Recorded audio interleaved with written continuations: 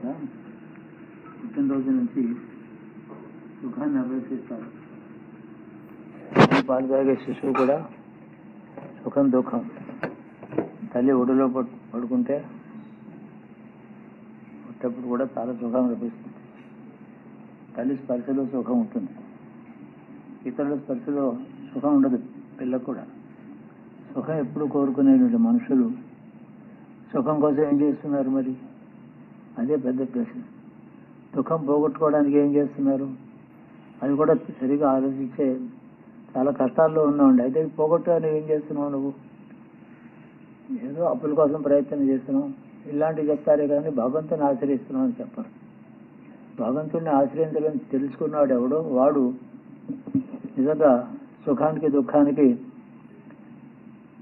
విరుగుడు ఏమిటో తెలుస్తుంది. సుఖానికి సంపాదించడానికి ఎక్కడి నుంచి వస్తుంది, దుఃఖం ఎక్కడి నుంచి పోతుంది, ఎక్కడి నుంచి దుఃఖం పోగొట్టుకోవచ్చు.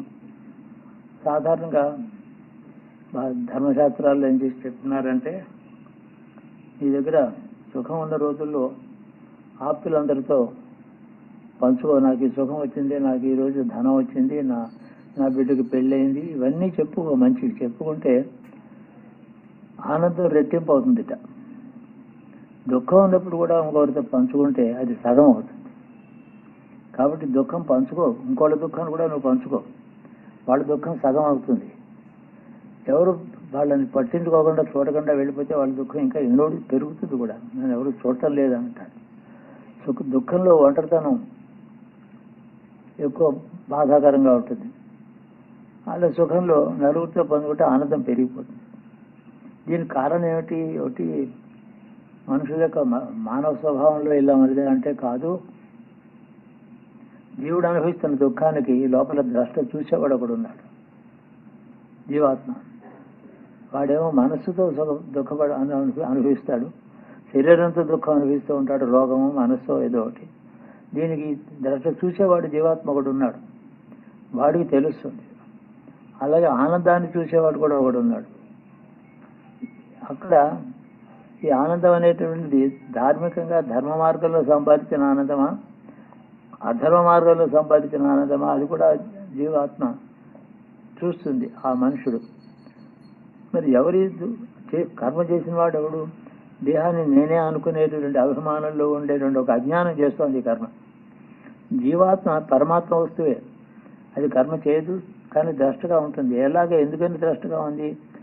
అహంత అస్మిత ఉన్నటువంటి శరీరంలో తాను వెళ్ళి అక్కడ ఉండి చేత ద్రష్ట. ఇది పరమాత్మ ద్రష్టగా ఉంటాడా అంటే విష్టిగా ద్రష్ట, సర్వాంతర్యామిగా నిష్క్రియ ఉంటాడు. సాక్షి మాత్రమే ద్రష్ట. అంటే సాక్షికి ద్రష్టకి తేడా ఏంటంటే, సాక్షిగా ఉండి ఏ పని చేయడు, ద్రష్టగా ఉంటే దాని గురించి తనకు ఒక భావం పుడుతుంది చూచేవాడికి. మనం లోకంలో ఎన్నో చూస్తూ ఉంటాం, దాని గురించి మనకి ఏ భావం రాదు. అదే మన పిల్లవాడు ఏదో చేస్తుంటే చూస్తాం, మనకు భావాలు ఇస్తాయి, ఇష్టం అయిష్టం, తప్పు ఒప్పు అంటాం. ఇది జీవాత్మకి దేహంతో సంబంధం ఈ రెండున్నాయి ఇక్కడ. దేహాభిమానం చేసేటువంటి అజ్ఞానం ఒకటిని, అజ్ఞానానికి అతీతమైనటువంటి బ్రహ్మోస్తు ఒకటి, పరమాత్మ. ఈ రెండు ఉంటాయి ఇక్కడ, రెండు ఉన్నాయి. కాబట్టి ద్వైతీభావం ద్వంద్వం ఉంటుంది ఇక్కడ. ద్వంద్వం లేనటువంటి పరమాత్మ వస్తుంది. ఇక్కడ వేష్టిగా ఉండడం చేత కర్మఫలాలు వస్తున్నాయి.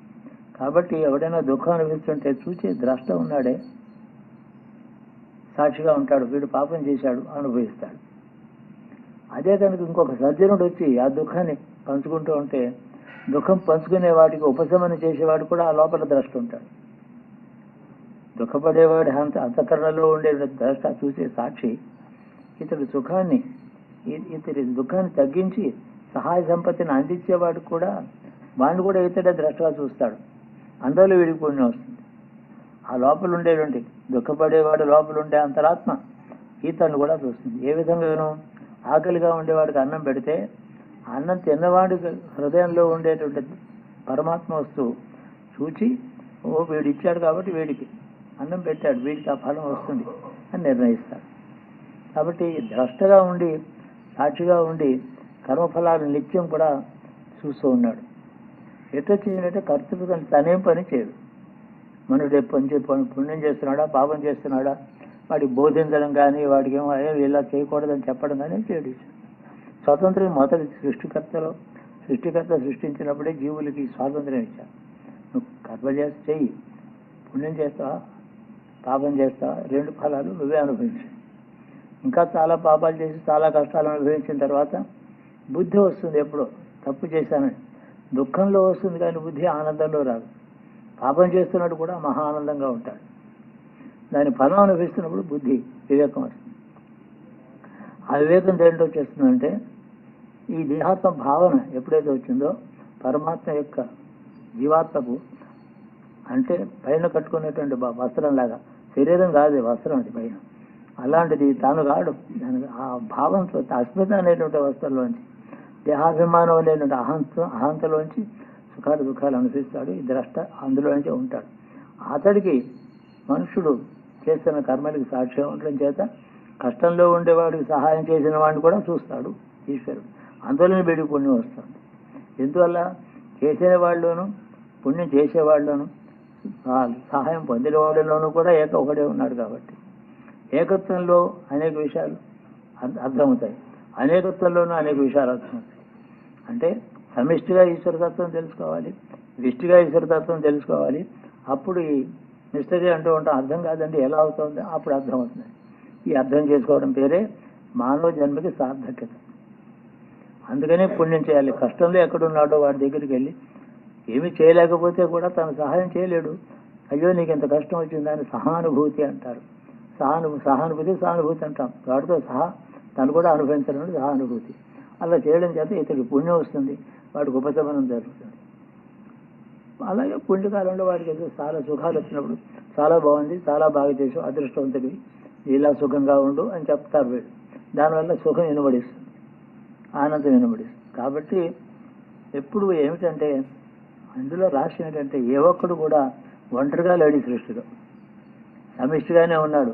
కుటుంబంలో నలుగురితో ఒకడు, సమాజంలో ఊళ్ళోనేమో 10 లక్షల జనాభాలో తాను మళ్ళీ ఒకడు, దేశంలో 100 కోట్లలో తాను ఒకడు, సృష్టిలో 1 కోటి జీవరాశుల్లో ఒకడు. అంతేగాని ఎవడు విడిగా ఎవడున్నాడు మనుషులు? ఎవడైనా నేను అంటే నేను వేరే ఉన్నానా? లేను అసలు.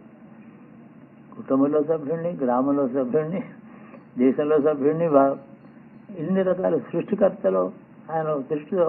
కాబట్టి ఈ నేను అనేకంలో ఒకటిగా నేను ఉన్నాననే విషయం మనం తెలుసుకోవాలి. సహజంగా ఈశ్వరుడి దృష్ట ఎవరిని ప్రత్యేకంగా చూడటం లేదు. వ్యష్టిగా లోపల సాక్షిగా ఉన్నాడు, కానీ వ్యష్టిగా ఎవరిని చూడటం లేదు. మరి ఏమిటి ఈశ్వరుని ఆరాధిస్తే లాభం ఏమిటి? అంతటా ఉండేటువంటి ఈశ్వరుని తెలుసుకుని, ఆ లోపల ఉన్నాడని తెలుసుకుని, లోపల ఉన్నటువంటి పరమాత్మ యొక్క ప్రతీకగా ఒక విగ్రహాన్ని, లేకపోతే ఒక మంత్రాన్ని, ఒక స్తోత్రాన్ని, ఒక కవచాన్ని, 2 పూలు వేయడానికి ఒక పటాన్ని కానీ ఇవన్నీ చేసేటట్టయితే ఇతడు నన్ను గుర్తించాడు, ఇతడు ఏ నైవేద్యం పెట్టాడు, ఏ పూలతో పూజ చేశాడు కానే కాదు, అంటే గుర్తించాడు. కాబట్టి వీడు విజ్ఞానం, ఈ విజ్ఞానానికి ఫలితం ఇస్తారు. దానికే శాంతి. ఈశ్వరుడు ఎప్పుడు కూడా ఫలితం ఇవ్వడం కంటే గొప్ప వస్తువు శాంతిని ఇస్తాడు.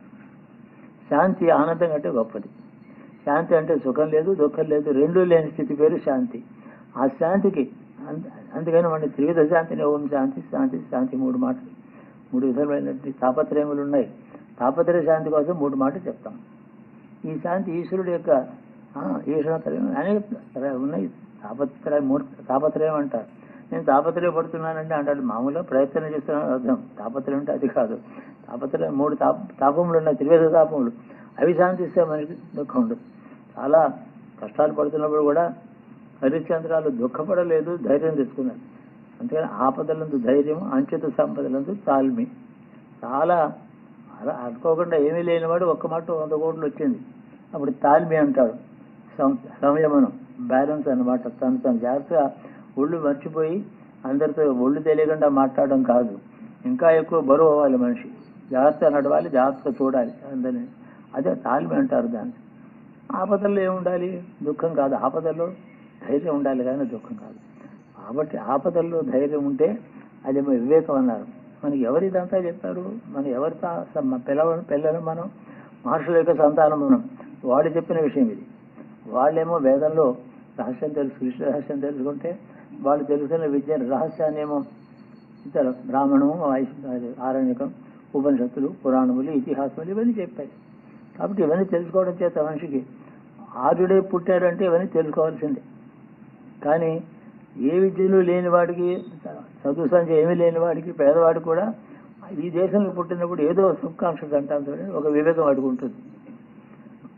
ఈ దేశంలో పుట్టి పెరుగుతూ దుఃఖం అనిపిస్తున్నప్పుడు కూడా తిరుగుబాటు చేయడం ఎవరి మీద, నా కర్మ అంటారు. ఆ కర్మ జ్ఞానం, కర్మ అనిపిస్తున్నానని పేదవాడు కూడా ఈ జ్ఞానం ఎలా వచ్చిందంటే భారతదేశంలో పుట్టడం చేతనే, భారతీయుడిగా పుట్టడం చేతనే వచ్చింది. కానీ విదేశాల్లో పుడితే ఈ దృష్టి ఉండదు. కాబట్టి మనుషులు భారతీయత నేర్చుకోవాలి, భారతీయుడిగా జీవితం ఎలాగా నేర్చుకోవాలి, కష్టాన్ని సుఖాన్ని ఎలా అర్థం చేసుకోవాలి, ఇంకొకళ్ళ కష్టాన్ని ఎలా అర్థం చేసుకోవాలి, ఇంకొకళ్ళ సుఖాన్ని ఎలా అర్థం చేసుకోవాలి. నా కష్టం నా సుఖం మాత్రమే కాక, అంటే నలుగురిలో, కుటుంబంలో ఒకరిని, గ్రామంలో గ్రామీణ ప్రజల్లో ఒకరిని, దేశంలో ఒకరిని ఇలా భావిస్తే సృష్టిలో జీవకోటిలో ఒకరిని. అంతేకాని నేను ప్రత్యేకంగా లేను, సుఖం కానీ దుఃఖం కానీ. ఇలాగా దుఃఖం కనుక 10 మంది చాలా కష్టాలు వచ్చి అనుభవిస్తున్నప్పుడు, ఏదో భూకంపం వచ్చి చాలా దుఃఖంలో ఉన్నారు, అగ్ని ప్రమాదం వచ్చిన చాలామంది దుఃఖంలో ఉన్నారు, వెళ్ళి ఆదుకోవడం అంటే వాళ్ళు మొట్టమొదట వాళ్ళ దుఃఖాన్ని తాను పంచుకుంటే ఆ దుఃఖం ఉపశమనం అవుతుంది. దుఃఖం ఉపశమనం అయితే పంచభూతాల్లో గాలి, నీరు, మట్టి ఉందే, అందులో ఈ దుఃఖం ప్రవేశించదు పంచుకుంటే. డైల్యూషన్ అంటాం దాన్ని, డైల్యూట్ అయిపోయింది అంటాం. ఒకరి దుఃఖాన్ని నలుగురు పంచుకుంటే ప్రకృతి సుఖంగా, అది పవిత్రంగా ఉంటుంది. లేకపోతే ఒకరి దుఃఖం ప్రకృతిలో ప్రవేశిస్తుంది. ద్రౌపది అనిపించిన దుఃఖం పంచభూతాల్లో ప్రవేశించింది. సభలో ద్రౌపదికి వచ్చిన అవమానానికి ఆవిడ పడ్డ దుఃఖం పంచభూతాల్లో, గాలిలో, నీటిలో, ఆహారంలో, పాడులో, పంటలో, పాలలో ప్రవేశించింది. అందుకనే నష్టం వచ్చింది. అంత అన్ని లక్షల మంది చచ్చిపోయారు యుద్ధంలో. అందువల్ల అంటే ఒక్క ద్రౌపది దుఃఖం వల్ల 18 అక్షయుణులు, అనేక రాజవంశాలు సర్వనాశనం అయిపోయాయి. అంతకుముందు వాళ్ళు చేసిన అవమానాలు ప్రతి క్షత్రుడు ఒకటి గిట్టని వాడికి చేస్తున్నాడు, సామాన్యం. ద్రౌపదికి జరిగిన అవమానం పంచభూతాల్లో ప్రవేశించి అంత జన నష్టానికి కారణమైంది. ఒక చేతికి అవమానం జరిగింది, లంకంతా నాశనమైంది. స్త్రీకి అవమానం జరిగితే ఇంతంత నష్టం వస్తుంది అని భారత్ గారు చెప్తాను.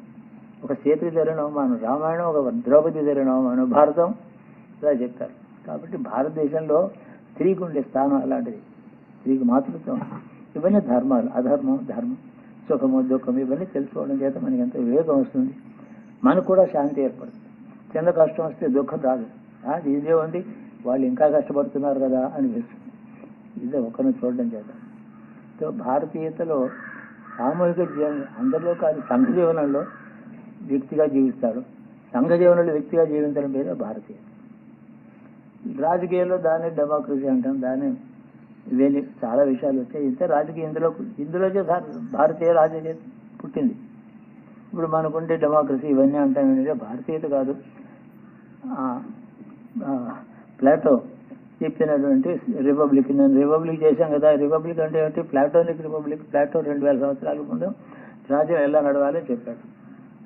ఆ సూత్రం మనం తీసుకున్నాం. అప్పుడు కూడా సామూహిక జీవనమే. మనం ఏమనుకున్నాం, భారతీయతలో ఉండేదే సామూహిక జీవనం, ఇందులో కూడా అదే ఉంది. దేశానికి ప్రజలకు ఏది వచ్చామో శాస్త్రాలు ఉంటుంది. అది భారతదేశంలో మన శాస్త్రాలు, మనం ఎక్కడ పుట్టాయి, ఎవరు ఏ పురాణంలో ఏ పాత్ర ఏం చేసింది చదువుకోవడం మన కర్తవ్యం. ఇప్పుడు ధర్మంలోనే ఉందాం, భగవంతునే యాచిద్దాం. యాతని చేతులెట్టి దేహి దేహి అని భిక్ష అడగడం అని భగవంతునే అడగాలి, మనుషుని అడగకూడదు. ఒక భగవంతుని దగ్గర శాస్త్ర నమస్కారం పెట్టి దేహి అని చేతి చేస్తే అది చాలా గౌరవమైనది. ఇంకెక్కడ అడిగినా అగౌరవమే. కాబట్టి అది నేర్చుకోవాలి మనం. సుఖం.